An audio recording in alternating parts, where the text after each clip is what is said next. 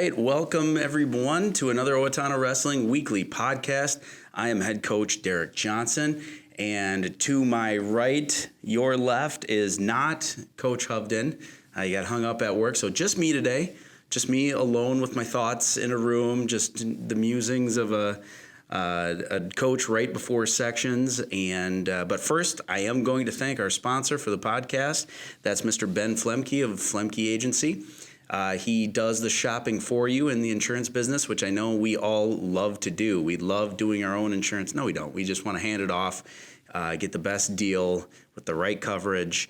And yeah, he does the shopping for you. So Flemke Agency, don't hesitate to call, home, auto, business, everything under the sun. So yeah, thank you very much. Well, we just had team sections last week. Unfortunately, we are not advancing to the state tournament, so we went in as the 3 seed, behind Albert Lee as the 1 seed, Northfield as the 2, and we were the 3, ahead of Mayo and Faribault. I gotta throw that jab in there. And yeah, we had a close one. We weren't quite at full strength. Mr. Jaden Jurley was basically, we had some concussion concerns, still do. So he was out of the lineup, and we filled in the best we could and had to get a smidge creative with it. But on the night, yeah, we ended up going down, losing 29-35, and really had a couple of those kind of 50-50s that just didn't go our way, and that was the difference maker. But had a lot of good performances on the night. First round, we actually had Roch Century, and we won that one 50-8. Really put down the hammer on them. And then in the Northfield meet, our 107-pounder Kaden Lindquist, number 9 ranked in the state, started us off with a good win by pin. They bumped Callie Graber away from him up to 114. Now, that's a girl that has decided to forego the girls section in state tournament, and she's going on the boys' side at 107. So he will see her most likely in the section finals this upcoming week. But she bumped away from him. She went to 114. And then Trey Hiatt got a pin for us at 145. Riley Kreeger with an exciting, I think he hit a total of 4 spladles in that match. Finally got one that stuck for a pin at 152. They bumped up Sam Harner, not Keith Harner, but Sam. And so played kind of right into our hands on that one. Blake Fitcher with a very commanding pin in the first period at 215. And then Grant Lauer. It's always nice to go out on that high note of a couple of wins in a row. And so we finished with 2 pins as Grant secured his as well.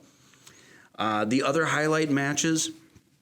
So what we needed to do with missing our 133-pounder is we figured we wanted to see what they did at 121.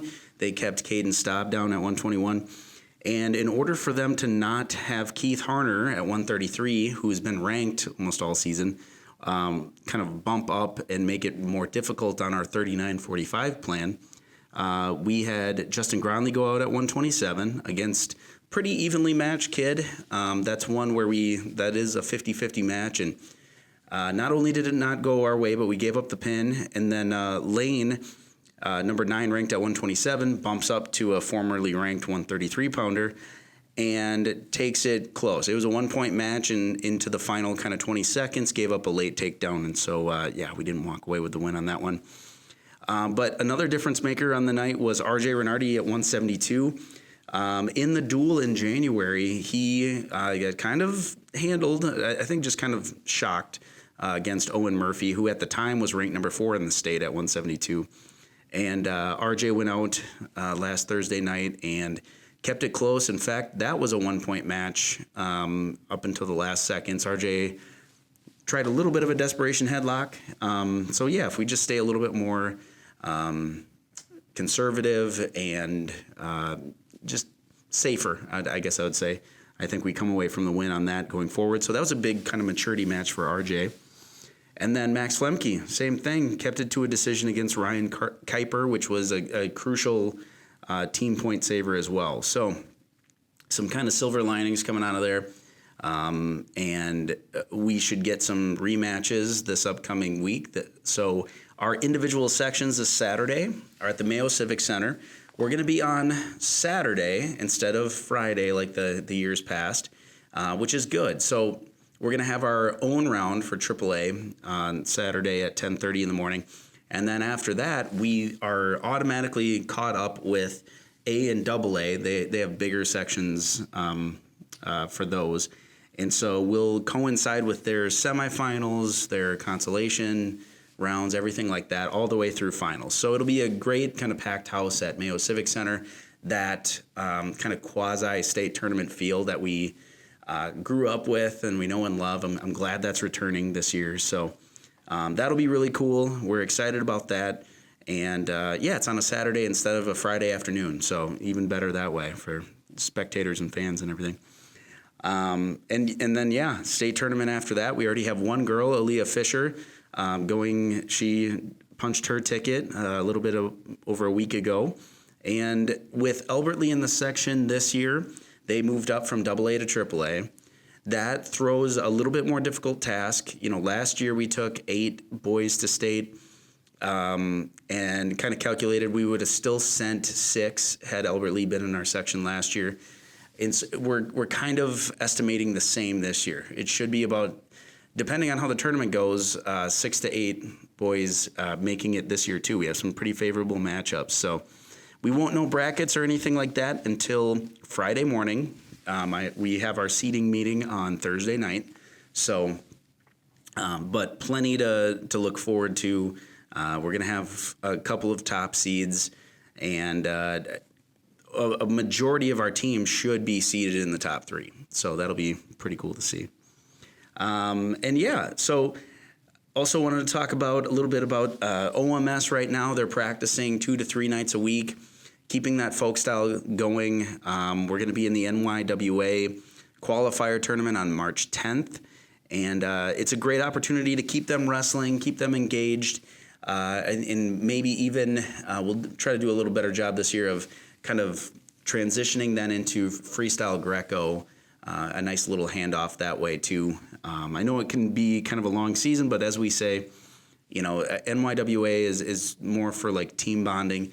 Freestyle Greco, definitely just about the mat time and experience. It's not a ton of conditioning or anything like that. So it's more about learning some good counters to shots, improving your hips in every position, things like that. So.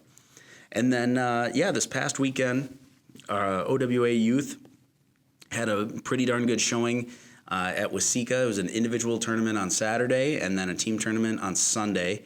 And we have just such a young team. It was a K through 3 tournament, and most of our wrestlers are K or first grade. And so Gabe Hutchinson, the eventual champions, we actually scored the most points than anyone did against Hutchinson. So same type of thing, like up-and-coming team. And we're excited about where we're going. We, factors such as like COVID sure didn't help kind of that 3rd through 6th grade range. And that's across the country, really, because wrestling was kind of that hot button sport. We all know that, skin disease and things like that are no stranger to the sport. So automatically there was that stigma during COVID about close contact and everything. Well, our sport in general and participation numbers, almost every program is feeling it right around those ages, which points directly to the COVID thing. So we're rebounding nicely in our pre-K through 2nd, and just looking to kind of build off of that going forward. So, we will be right back. We kind of have a special double feature here of the Flatland family, so stay tuned. All right, welcome back to the Owatonna Wrestling Weekly Podcast. I'm Coach Derek Johnson, and I'm accompanied with one of my assistant coaches, Coach Brian Flatland, and then his son, sophomore 160-pounder Carter Flatland. Welcome to the podcast, guys. Hey, how's it going? Good. So you guys are new to the area, moved over from where? We moved from Ellendale. Gotcha, okay. And you're across the street neighbors from Coach Mock. Yep. And so you get to harass him all the time and tell him to keep it down over there. Oh, yeah. Right? That's good. And so Carter, you're a sophomore, which I know astounds people when I talk to them because they didn't know where you guys were from or anything like that. And the fact you're you can tell this guy's lifted weights for a long time. And so when they find out you're a sophomore and, you're wrestling at a man's weight of 160, and technically you could probably wrestle 152, they're shocked. So how long have you been wrestling? I've been wrestling for about 6 years now. Okay. Started back in 4th grade and have been wrestling ever since. Gotcha. Okay. And what got you into the sport? My dad has always wrestled, and so he brought me into the sport, and I've just enjoyed doing it and kept going along with it. Yeah. Well, that's usually the typical answer is my dad. So yeah. No, that's good. And you have quite a few siblings. Yes. Take us through the sibling order there. All right. So I have 6 siblings, including myself. Five. Five siblings. I have 5 siblings. Sorry. 2 of them are my biological brothers, and then we adopted 3 other little ones. Yeah. So, little cuties running around and Yeah. yeah. So Brody sampled the sport, freshman brother, but not for him and everything. And we forgive Brody. We forgive you. That's fine. No, I'm just kidding. It's fine.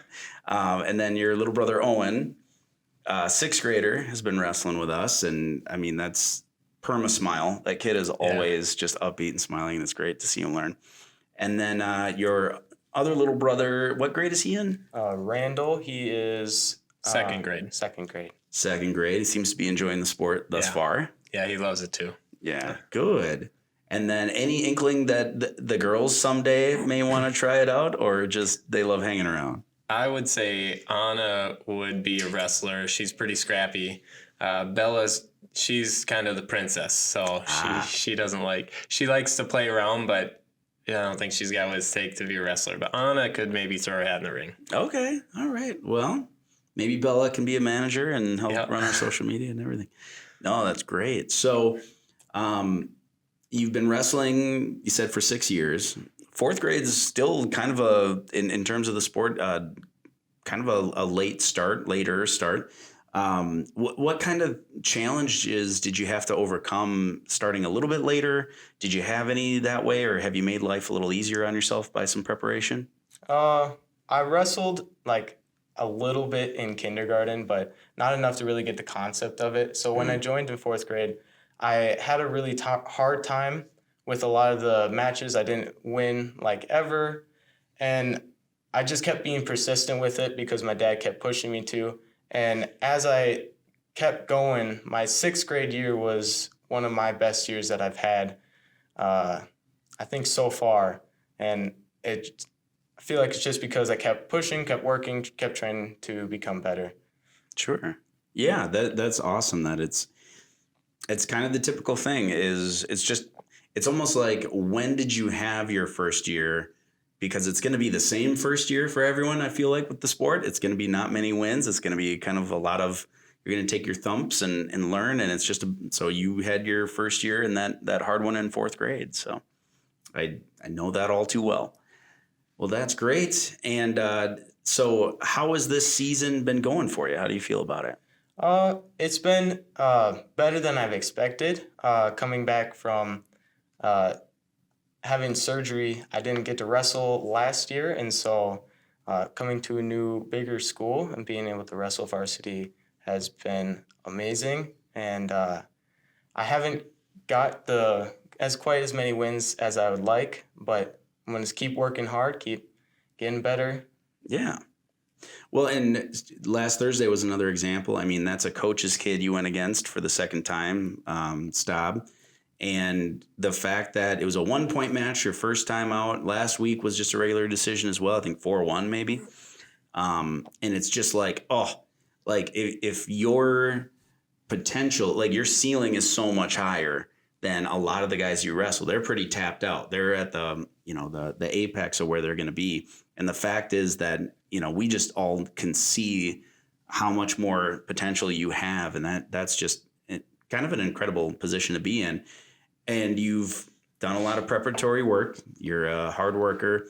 What other sports kind of helped prepare you for this? I would say one of my biggest sports would be football. Football really has helped me in the fact that It's pushed me to lift weights and get stronger, bigger, and it's helped me just like get the moving on my feet down a little better. Mm-hmm. Yeah, we see that. So what positions in football? I play linebacker for defense, and I will play fullback for offense. Oh, okay. Yeah. Well, I mean, we see the speed. You're the fastest guy in relays, and that's pretty evident, but also just the effort in general. So you're a consummate professional and a hard worker in the room, and we love that. Absolutely love that.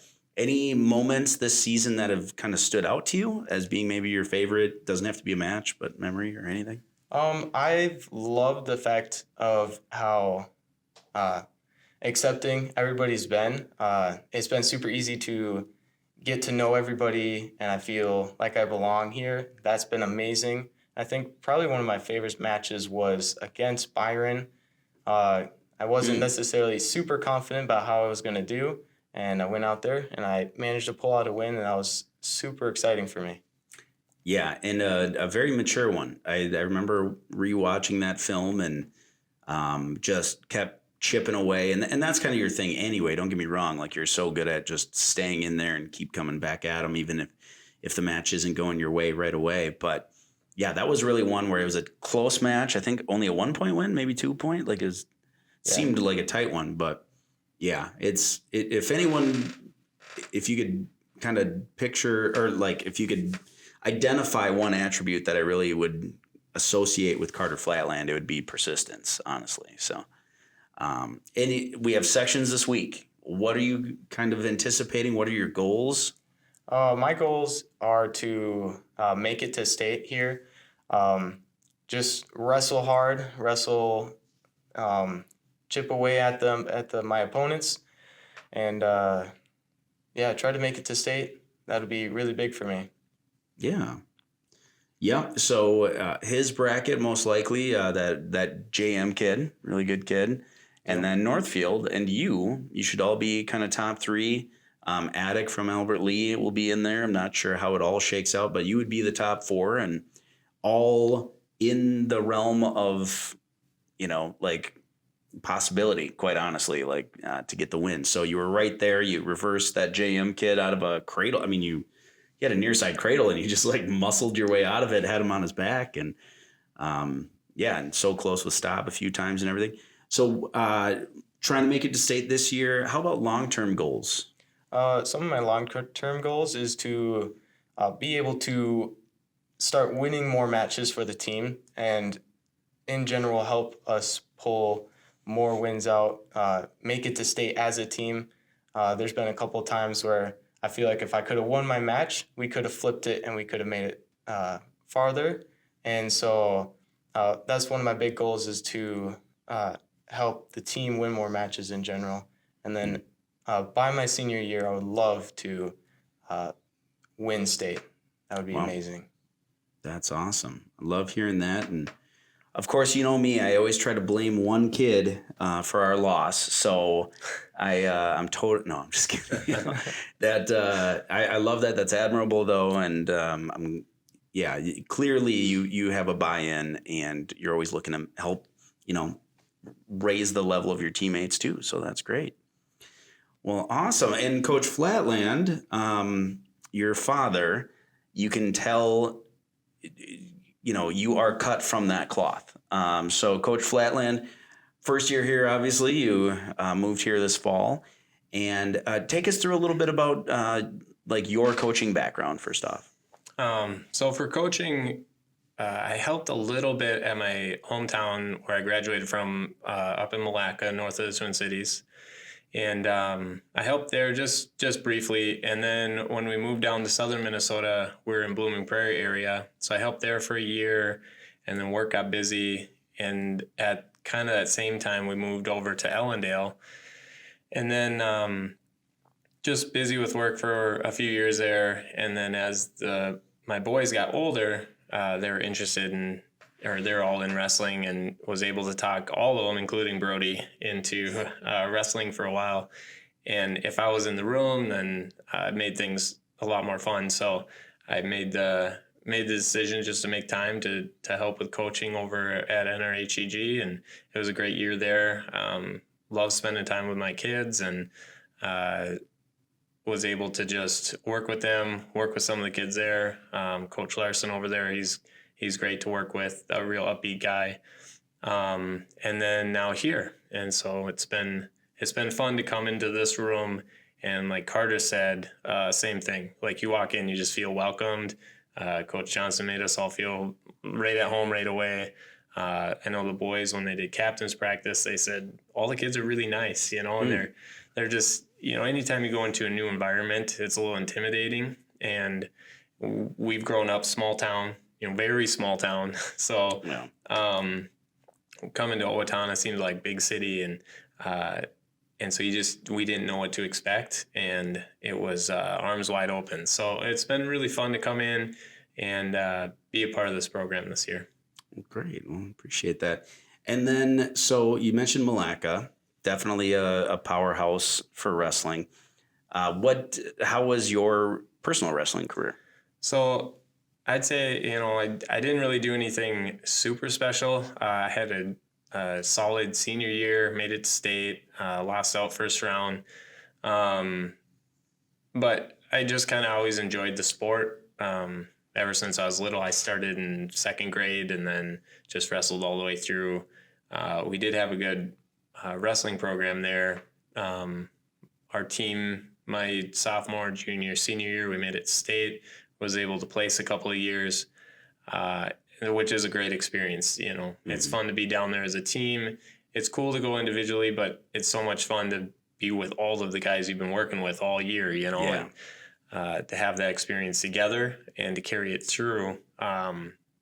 So that was that I would say the highlights for my wrestling was my senior year individually, and also as a team, we did well that year and able to place in states. So. Yeah, I sure remember we met up with you guys at, I think my freshman year, you guys came all the way down here for a dual tournament. But then after that, we saw you at Stillwater a couple of years. And yeah, Malacca, man, you guys were always tough. So I was excited when I heard you're moving here, coach, with Malacca background. I was like, all right, good. So and you're always wrestling with the bigs anyway. Stay in really good shape. Also, I mean, you started off the wrestling season with quite the athletic feat. What'd you do in November there? Yeah, so this last year I was training for a 100-mile ultramarathon. I made it 64 miles before I pulled the pin. Just the knees started hurting too bad. So 64 miles? Yeah. God. It takes a long time. I mean, we're not calling it a failure. And I'm just kidding. 64 right. miles. Oh, my God. I mean, that's crazy. Just to show, like, competitiveness is a real thing. And so, no joke, I pulled the pin at 64 miles, and then the next morning I'm laying there in bed going, I think I could do it if I trained a little different or did something different. And then, so the thought's still there to give it a try again. I'll definitely do some more running this next summer, but I love staying active, love staying busy, love wrestling with the kids. I mean, I even, grabbing Kaden Lindquist a little bit and wrestling with him all the way up to Grant. And it's just fun the whole spread of kids, it's fun to work with. So. Yeah, no, that's great. It's been so nice to have you in the room. And what about, I guess I'll ask you the same thing. Do you have a favorite kind of moment this season thus far that sticks out? Yeah, I would say when we wrestled Faribault, walking in and there's a big buildup on some rivalry. And those are always the best matches when you have that like school rivalry against somebody else. And coming into Owatonna, I didn't really know who the rivals were. And so that was the first one where it was like, okay, we really want to get this one because they're Faribault. Like, we just want to get those. Faribault. And then we were able to pull that win off, and it felt really good. It was cool to see everyone come together and wrestle hard like that. That was cool. And that was a great highlight for you, too. I mean, that was a cool match where, I mean, technically came from behind, but not really. I mean, that was very early that you got the reversal and everything. And then, that was a cool highlight. Well, great. How about what does the Flatland family like to do outside of wrestling? Well, we love to spend a lot of time together. We having the big family, it's never quiet around the house, and so we just spend a lot of time together. We've moved into a new beautiful property, and so we love going outside and using what we have and just being together. Yeah, my wife and I make it important to be together as a family, and that's part of the reason. Like, I enjoy lifting weights and working out. Hence, Carter now likes to lift weights and work out, and same with my other boys. And even watching the girls as young as they are, they like to tag along and follow and do stuff. And we try to do everything that we can as a family, which is, camping, church activities, coming to wrestling, like all of the things. We just do it together. So. Oh, that's great. So, yeah, and jump into lakes in the middle of winter is evidently something you guys like to do too. So. Yeah, if anybody's interested in doing cold plunges, we set that up and we've got that available. So yeah. No, that's great. Well, and yeah, I can't thank you guys enough. It's great. I mean, we love having the more the merrier in this community, but especially when it's high character, moral fiber people, that just makes that even better. So. Thank you so much. Thank you so much for your help in the room, Coach. Thank you for everything you do to help your teammates and set a great example, Mr. Flatland. And we look forward to seeing what you're going to do this week. The table's set. It's going to be exciting. And like I said, the potential, the ceiling on you, we're all excited about, like, quite honestly. And I know football coaches are already frothing at the mouth too. So, but yeah, well, thank you guys. Once again, thank you to Flemke Insurance Agency for all you do. It's like they're playing my playoff music right now, like at the Oscars. But Flemke Agency for all they do to support the OWA. Mr. Ben Flemke and his staff, they want to support you too. So let them shop a dozen carriers for you for your insurance needs. And yeah, we'll see you next week. Hopefully we're sending 8-9 guys to state. So take care and talk to you next week.